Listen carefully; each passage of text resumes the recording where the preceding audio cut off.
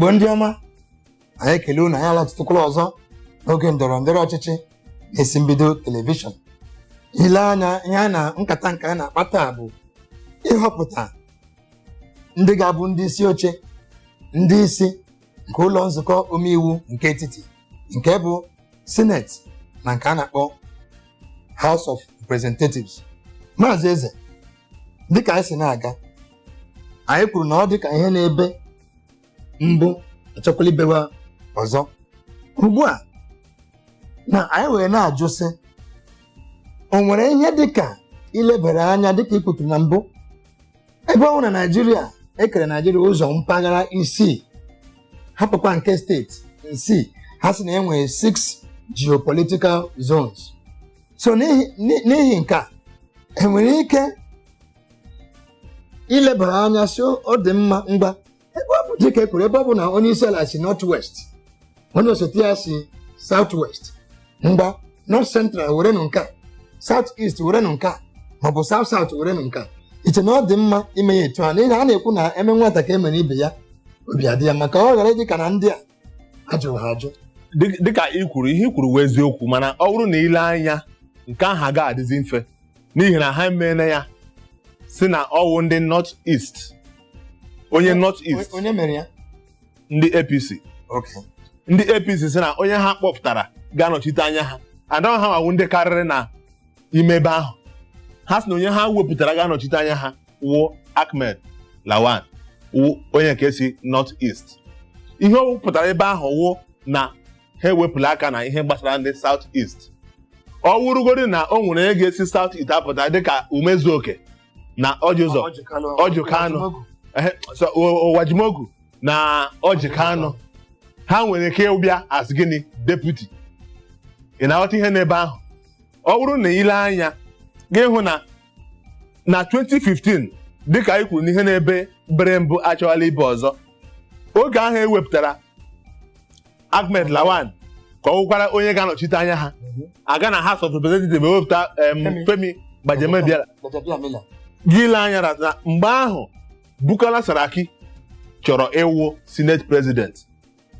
mana ụbọchị ahụ e kwuru na a ga-enwe ntụliaka onye ga-awụ onye Senate President, ndị APC gawara meeting ebe ọzọ.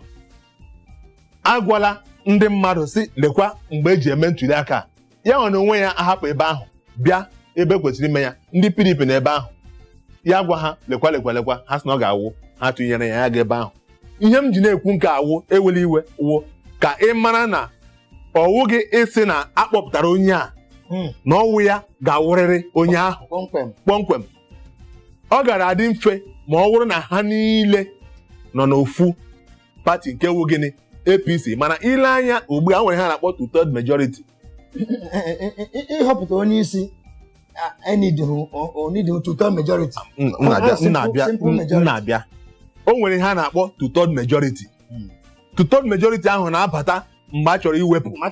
iwepụ onye isi. Ọwụ ihe mere o ji nye nsogbu iwepụ onye Bukola Saraki mgbe a chọrọ iwepụ ya. Ugbu a iwepụta onye ga-awụ onye isi wụ simple majority, ya bụ mmadụ ole ọbụla tụnyere aka ya wụrụ onye ndị karịrị ha wụ ndị ga-ewere egwu. N'ihi nke a, ha kwesịrị ịma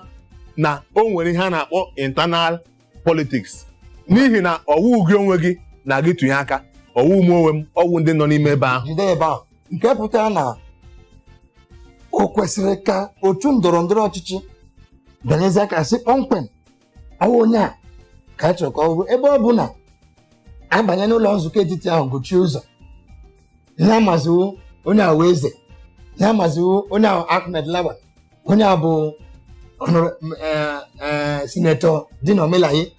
onwezi nke PDP, onwezi nke APC, onwezi nke YPP. N'ihi na dịka m gwara gị, iwu obodo anyị kwuru na ha ga-esi n'etiti onwe ha.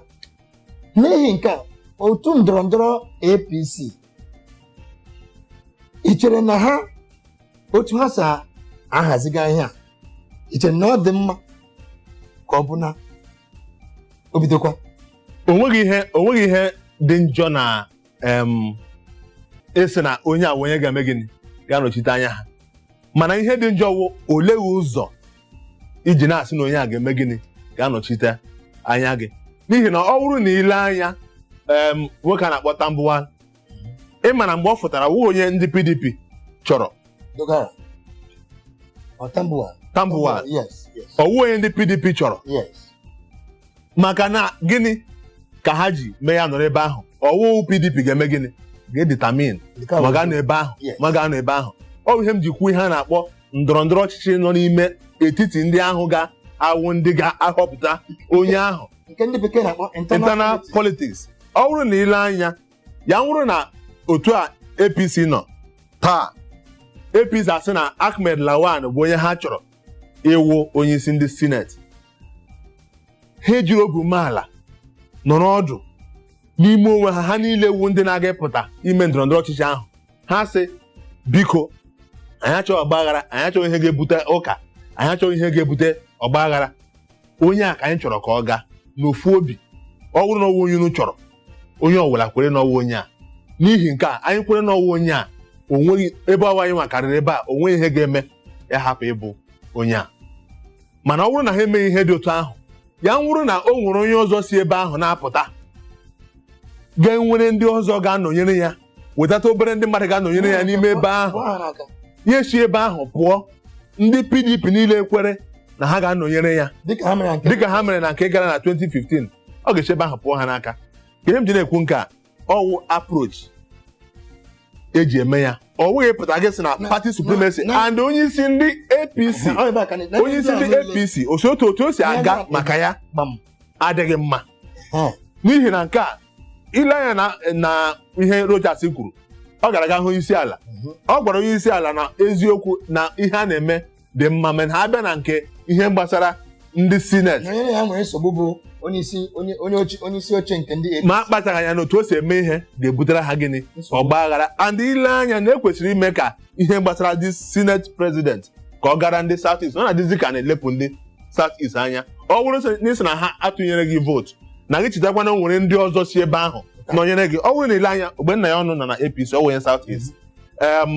Ọjụzọ Kanụ na APC ọ wụnye South East ọwụ APC Rochas Okorocha ọwụ APC o nwere ọtụtụ ndị nọ ebe ahụ APC ị ga-eji maka gị sị na ị ga-elepụta ndị aha ya n'ihi na ndị dị otu a ọ bụ ile anya na ị ga-asị na o nwere ike obi adịghị ha mma ma obi adịghị ha mma ha ga-agwa ndị ka ha n'ebe ahụ ị ga-enweta ya ọ ihe m sị ka m tinye n'ebe ahụ ọ bụrụ na a na-akpọ mmadụ ahụ nwata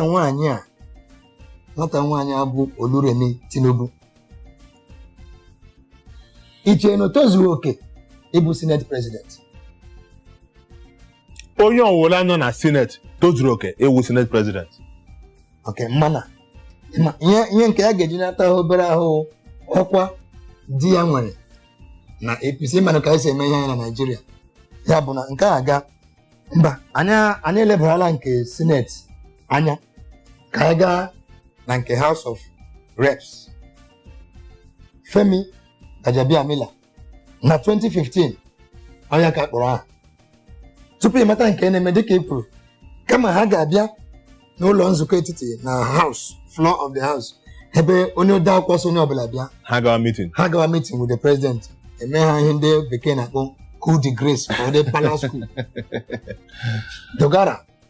Yakubu Dogara banyezi ebe ahụ ugbu a asị ha nọ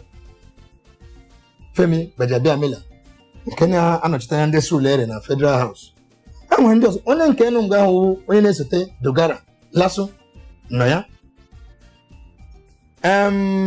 enwekwe ndị ọzọ si ebe ahụ na-asị ọ ga-adị ha mma ịbanye ebe ahụ kee ihe na-eche ka ọ ga-esi dị nke House of Representatives. Dịka uche m si dịrị ọ dịrị Lawan mfe ịwụ senate president karịa Maazị Femi ịwụ n'ụdị dị ọlịa. Ọ bụrụ na ile anya ga-ahụ na ọ dịrị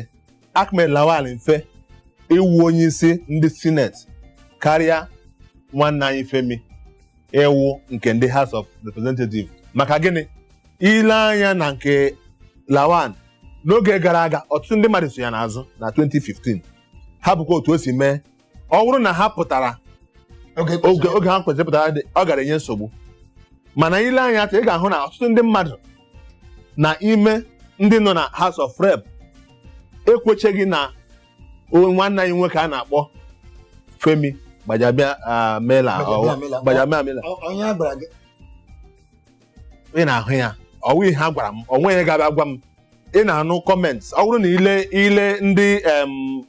ọtụtụ ndị senators ebe ha na-ekwu ha na-asị gị na ihe mere ha ji chọọ Lawan ewu na ọwụ nwoke na-ekwu eziokwu ihe ọwụrụ kwuru na ọ na-eme na ha ga-alaiki isonye dị otu ahụ n'azụ onye nke nwere ọtụtụ ndị na-asị na ha achọghị ya ha na-ekwu ya n'ihi nke a ọ ga-enye nsogbu ebe ahụ anyị ga-aga obere ezumike mgbe anyị lọghachitara ọ ka bụkwa na oge ndọrọndọrọ ọchịchị n'isi mbido telivishọn ka anyị si ewetara na ihe ndị a niile agala ebe ọbụla anyị na-alọghachita